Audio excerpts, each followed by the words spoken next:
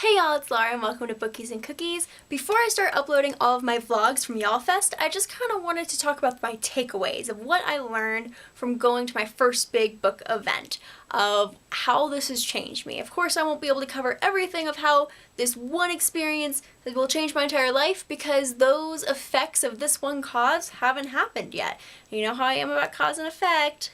So of course there are some physical takeaways, like this shirt that I was able to pick up at Blue Bicycle Books because they were getting rid of everything the day after the event. They're like, if it's not something we're going to use next year, if it's dated, if it's something that we're going to have to order more of, you can have it. So I got some swag. Swiggity swag, swag, swort, swag. So while there are those physical takeaways, mental and emotional takeaways that I just want to capture for myself. So I see where I go from this and my mindset in this exact moment a week after YALLFest. Here are my 5 takeaways. Number 1, risk-taking is hard and scary AF. 10 months ago when I uploaded my first video to this channel, I had no idea what I was doing or where this was going or what would happen, and I'm so glad this is one of the best risks I've ever taken. So if there's something holding you back, do it anyways. It could fail horribly or it could go pretty great, and you never know unless you do that first initial step. If I hadn't taken the risk to go to YALLFest in South Carolina, all the way across the country, mind you,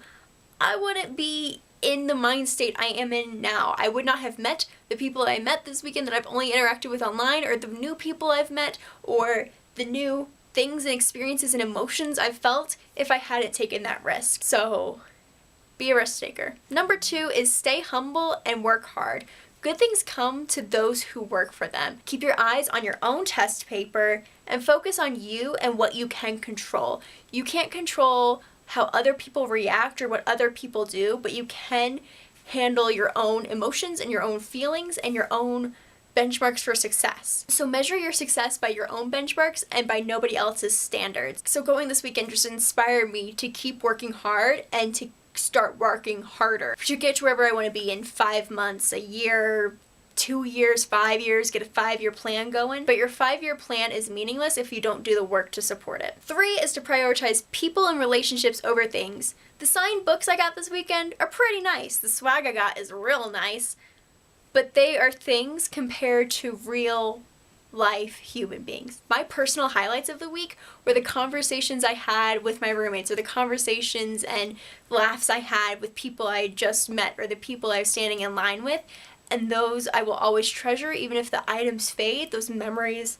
will mostly stay intact as long as my mind keeps whirring and doing its thing. So that's definitely something I've learned for the future of YALLFest, is not to bring so many books to get signed and not to stand in so many signing lines, because you're talking to the people in line, which is awesome, and you're talking to the author for a little bit, but I kind of want to have more chill time with the people who are there for the full weekend when I won't be seeing them for a couple months or a year or however long until I see these wonderful human beings again. 4 is this community is awesome. The discussions I was able to have with people I had just met just by walking up to them, and so much of what I want to talk about, I can only really talk about with other people in this bookish community. It's stuff that we care about. So being able to walk up to someone and start talking about BEA, now Book Expo, and the changes they've made, or start talking about a Vlogbrothers video, or this a tag, or whatever, it just, minds melded. We were so like-minded, and we could just start talking about things and know where the other was coming from. It was glorious. So many people in my real life don't know what's going on in my head most of the time, and the people I met at YALLFest did. And it was wonderful to go to the meetup and have people exchange business cards, and that night we went and we followed and supported each other. We're all doing this crazy thing in this crazy field, and the amount of mutual support I felt and love after this weekend was just great. So much booktube love. It was fantastic. 5 is education. As booktubers and people in the online bookish community, we know what's up. We know the most controversial book, and we know the latest Twitter beef, and we know what books are coming out and whatever, and we've taken the time to learn these things that the average reader doesn't know or hasn't taken the time to learn. It's not a requirement or an obligation of any of us to correct other people, but we would be doing ourselves and our followers and our subscribers a huge disservice if we didn't set the record straight. I'm gonna keep it 100% real with y'all on Twitter, in my videos, when I talk to y'all in person, and I hope you're up for that. So I was kindly correcting people at YALLFest if they mispronounce an author's name, or if they start supporting a book that has racist themes or lack of diversity, etc. So actually the most awkward but also important correction I made this weekend was somebody was talking to Nicola Yoon about Amanda Stenberg being in the Everything Everything movie, and the fan was saying, oh, she's so great, I'm so excited she's going to be in the movie, she's wonderful. And afterwards I had to pull the fan aside and I'm like, hey, you know,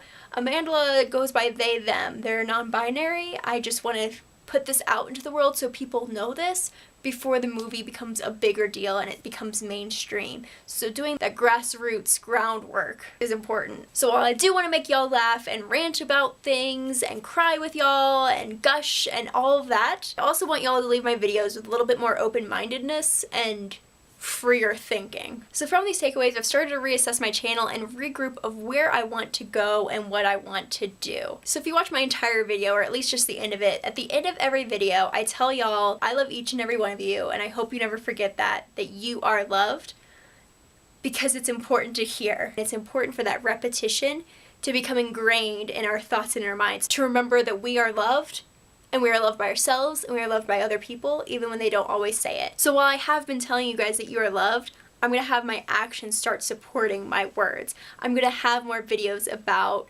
self-positivity and self-love. I haven't quite decided what form that will take, but I want to do my small part to add more positivity and happiness into the world when there's already so much crap. Just know that I'm still here, I'm going to keep working harder, and that I support you, I value you, and I love you.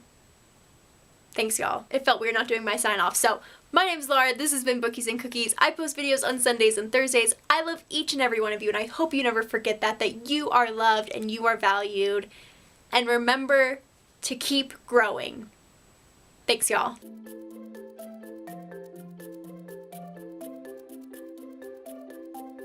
Oh, another takeaway from YALLFest is that I'm going every year, so see you guys at YALLFest 2017. Hey! I'm probably gonna go to YALLWest 2017 because that's closer. I mean, it's still a plane ride, but it's way closer. I mean, geographically.